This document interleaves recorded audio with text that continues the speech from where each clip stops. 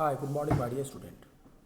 Today we are going to start your class 11th history, chapter 10, displacing indigenous people.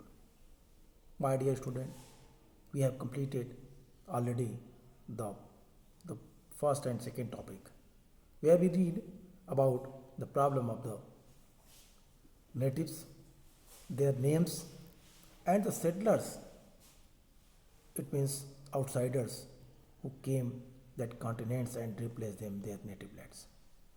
Dear, we also studied about the geographical condition of America. We discussed about the names which was recognized by their native names. I mean to say that the city names like Mississippi, Nevada, Parmatta, and such type of others, and the changes which play very important role in the life of the settlers, but it is totally against the life of the native peoples. Native people replaced from their native lands.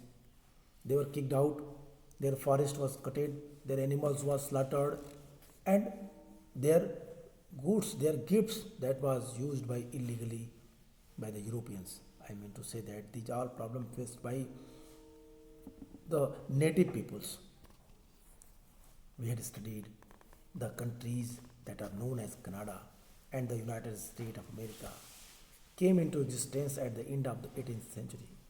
At that time, they occupied only the fractions of the land they now cover. Over the next 100 years, they extended their control over more territory to reach their present size. Area were acquired by the USA by the purchase. They bought land in the south from France, Louisiana purchase, and from Russia, Alaska, and by war, much of the southern USA was known from Mexico. It did not occur to anyone that the consent of the natives living in these areas should have been asked.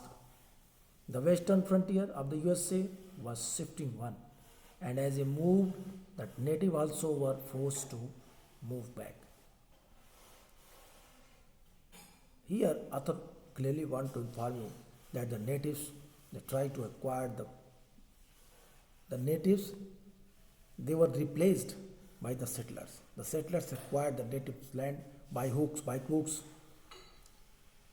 जिन जिन देशों के नाम हम जानते हैं, जिन जिन शहरों के नाम हम जान रहे हैं, स्पेशली हम इस चैप्टर में ऑस्ट्रेलिया और अमेरिका के बारे में पढ़ रहे हैं, तो कनाडा और अमेरिका, संयुक्त राज्य अमेरिका जो देश थे वे 18वीं सदी के अंत में ही अपने अस्तित्व में आए.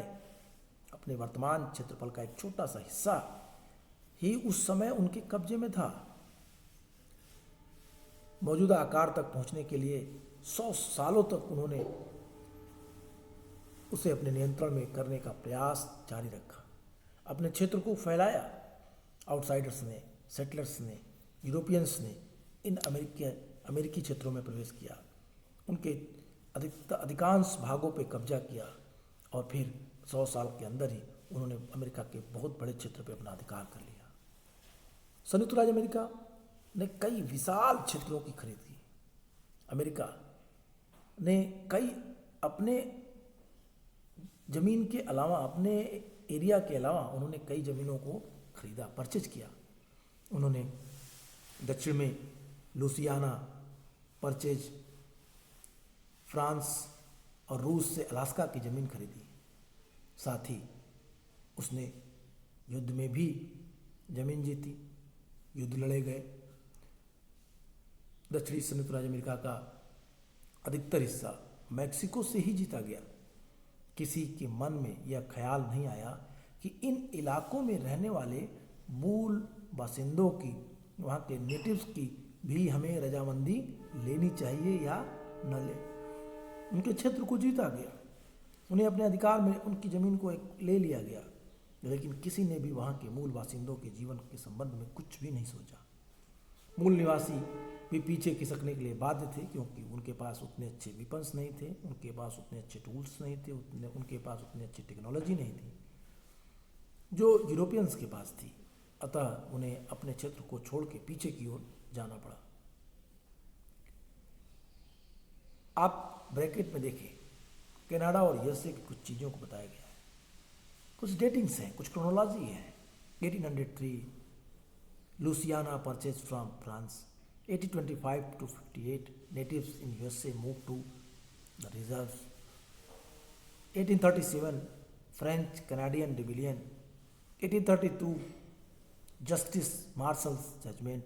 1840 Canadian Union of Upper and Lower Canadas.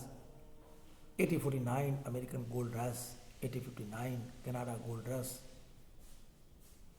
1861 to 65 American Civil War.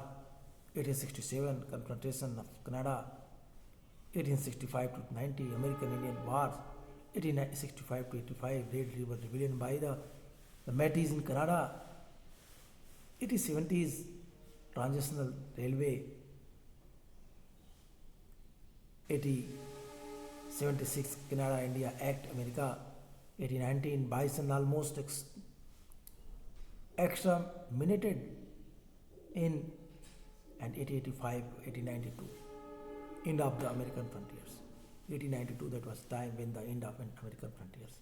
My dear, these are the chronology, gives us many more information about the expansion of America, about the acquiring the land by America. Time to time it expanded very vast area, it covered very vast area. Some area that was purchased, some area that was acquired in war. But the actual boundary of America that was come in existence during 1892. Dear student, this is the very interesting and important. Here the area acquired, here area that was captured, possession, but they didn't think about that the natives who lived on that area, that land. They only, Europeans only want to earn many more profit, many more crops, except it they never think about that the natives who lived in that area. The landscape of America changed drastically in the 19th century. The European traders the land differently from the natives. Some of the migrants from Britain and France were younger sons who not inherit their father property and therefore were eager to own land in America. Later there were waves of immigrants from countries like Germany, Sweden and Italy who had lost their land to big farmers and wanted farms they could own. People from Poland were happy to work in the practice of grassland, which reminded them of the steppes of the homes and were excited at the being able to duly huge properties at a very low price. They cleared land and the developed agriculture, introducing crops, rice and cotton, which could not grow in Europe and therefore could be sold there for profit. To protect their huge farms from wild animals, wolves, and mountain lions, these were hunted to extinctions. They felt totally secure only with the inventions to barbed wire in 1873. My dear, author clearly informed about that what happened in America when outsiders, when the settlers settled themselves in that lands. They started to acquiring the farming land, so that's why the huge amount of the deforestation is done by them. The various wild animals were slaughtered by them. They uses the wire.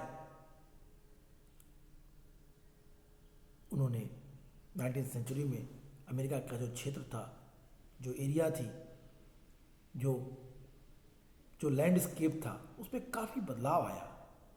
ज़मीन के प्रति यूरोपीय लोगों के रवैये मूल निवासियों से अलग थे।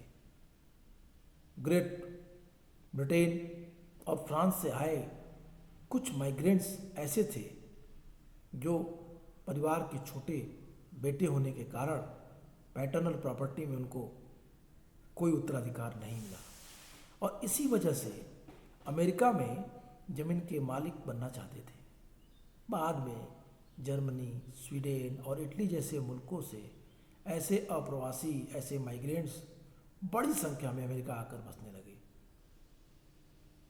जिनकी ज़मीनें या तो बड़े किसानों के हाथ में चली गई थी, और वे ऐसी ज़मीन चाहते थे जिसे वो अपना कह सके, ऐसा भूमि चाहते थे जिसको अपना कह सके। ब्रिटेन में एक नियम था कि पैटर्नल प्रॉपर्टी का अधिकार उसी को मिलेगा जो परिवार का बड़ा बेटा होगा। ऐसे परिवार के अन्य सदस्य जो छोटे थे उनके पास पैटर्नल प्रॉपर्टी, जमीन का हिस्सा, जमीन में हिस्सेदारी नहीं मिलती थी।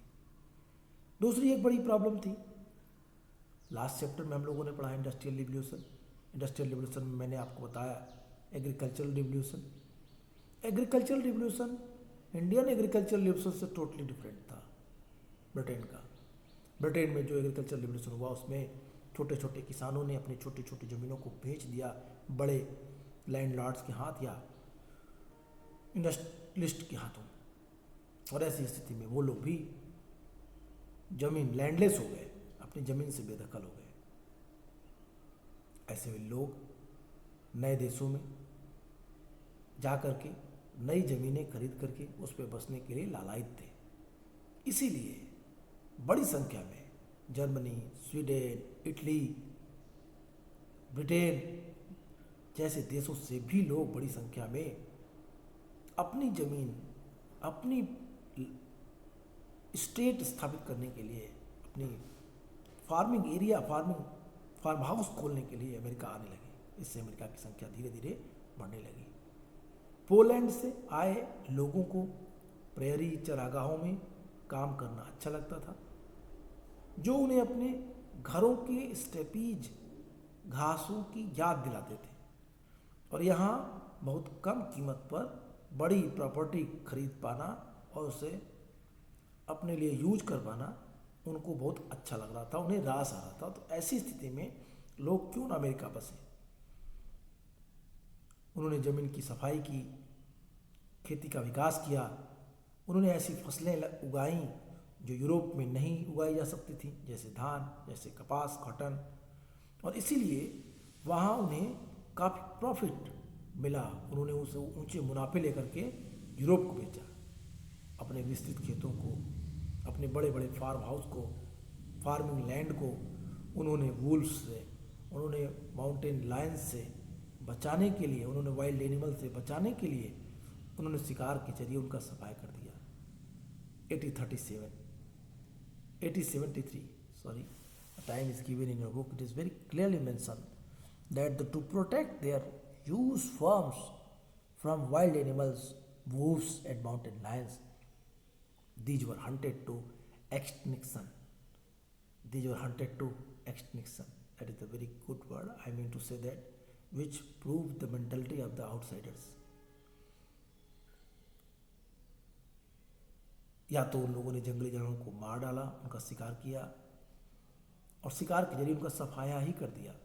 1873 में कटीले तारों की खोज के बाद से ही वे अपने को पूरी तरह से सुरक्षित महसूस कर पाए। कहता they felt totally secure only with the invention of barbed wire in 1873। Barbed wire, invention of barbed wire, they felt totally secure when the invention of barbed wire, जब कटीले तारों का खोज हुआ तब इन लोगों ने अपने को फाइनली सुरक्षित महसूस किया, पाया। इसके बाद अगर आप देखें इसी टॉपिक को ही, कहता है the climate of the southern region was too hot for the European to work outdoors and the experience of South America colonies had shown that the natives who had been enslaved and had died in a large number of plantation owners therefore bought slave in Africa, protested by the anti-slavery groups led to ban on slave trade. But the Africans who were in the USA remained slaves as did their children. My dear, घर में घर के बाहर काम करने के लिहाज से साउथ का जो क्षेत्र था उसकी जो क्लाइमेट्स थी वो यूरोपियों के लिए काफ़ी गर्म थी और दक्षिण अमेरिका ने जो अपनी कॉलोनी बनाई तो अपनी कॉलोनी में काम करने के लिए उसने क्या किया, बड़ी संख्या में स्लेवरी को प्रमोट किया, दास बनाए। मूल निवासियों की इनमें बहुत बड़ी संख्या थी, साथ ही अफ्रीका से लाए गए दास थे।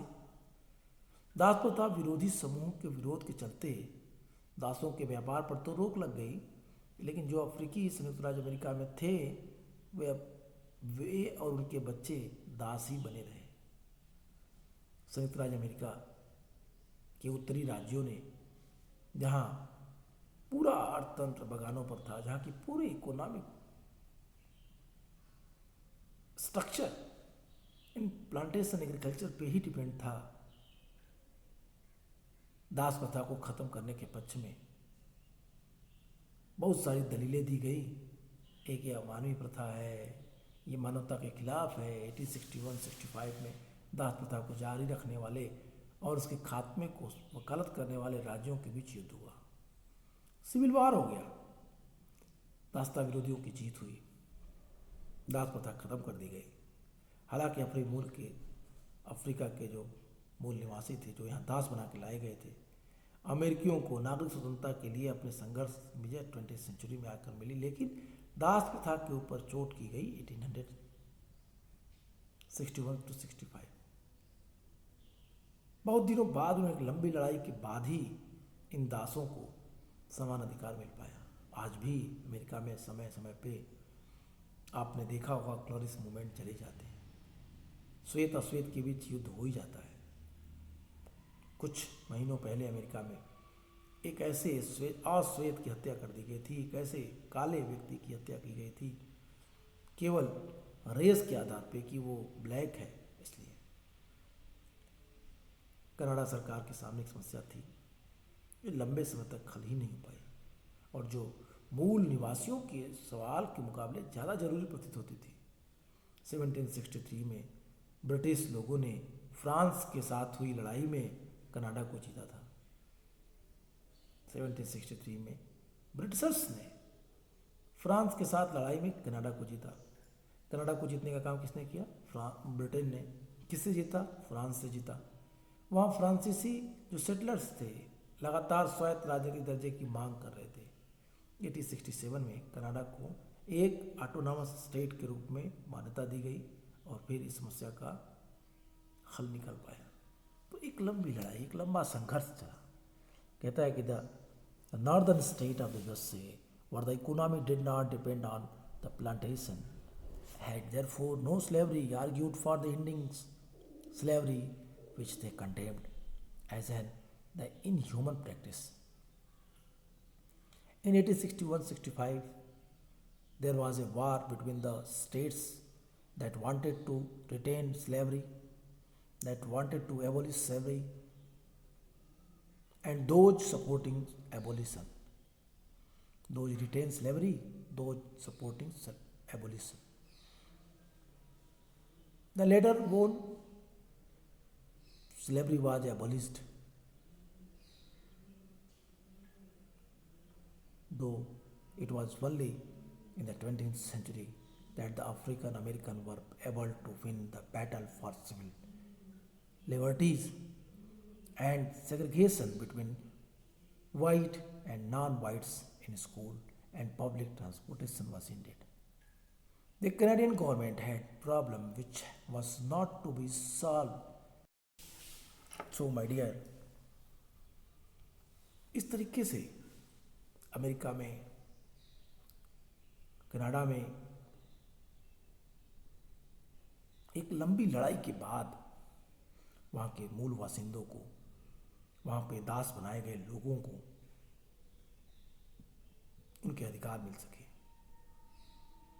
वे अपने सिविल राइट्स को एंजॉय कर सके, अपने बच्चों को स्कूलों में भेज सके, ट्रेन और बसों में अपनी गोरों के साथ, वाइट मैन्स के साथ यात्रा कर सके। ये सब इतनी आसानी से नहीं हुआ, एक लंबी लड़ाई चली। और ऐसे ही कनाडा की सिचुएशन जो अलग थी, जो फ्रांस से जीते गए क्षेत्र, कनाडा फ्रांस से ब्रिटेन ने जीता, लेकिन फ्रांस के जो वहाँ पे सेटलर्स थे, जो वहाँ पे स्थायी रूप से बस गए थे, वो लोग वहीं थे। उनके बीच उनको भी राजनीतिक पॉलिटिकल राइट्स के लिए उनकी डिमांड, ये सारी चीज़ें एक लंबी प्रक्रिया चली और बाद में कनाडा को एक ऑटोनॉमस स्टेट के रूप में मान्यता दे करके स्वतंत्रता दे दी गई। तो ये पूरा प्रोसेस एक लंबी प्रक्रिया का फल था। हम अपने अगले टॉपिक में देखेंगे कि किस तरीके से अपनी ज़मीनों से जो उस पर रहने वाले मूल बासिंदे थे उनको रिप्लेस किया गया, उनको हटाया गया। उन लोगों को जो उस क्षेत्र के नेटिव पीपुल्स थे, जिनकी संस्कृति, जिनका क्षेत्र, जो स्वयं उस क्षेत्र से जाने जाते थे, किस तरीके से कानून बना करके उनको वहाँ से रिप्लेस किया गया। रिजर्वेशन के बारे में पढ़ेंगे हम लोग, but this reservation is totally different from Indian reservation system. हम इन चीज़ों को देखेंगे, एक एक पॉइंट्स पे जब ध्यान देंगे तब हमें पूरी चीज़ें वन बाय वन समझ में आने लगेंगी। तो नेक्स्ट टॉपिक हमारा होगा the native people lost their land. The native people lost their land. In this topic we will see that which type of problem faced by the natives, how they were replaced by outsiders, which type of rules, law that was imposed on them. आज के लिए इतना ही, फिर मिलेंगे अपने next video में, next class में, next topic के साथ। अपना ध्यान रखिए, अपनों का ध्यान रखिए। Good bye.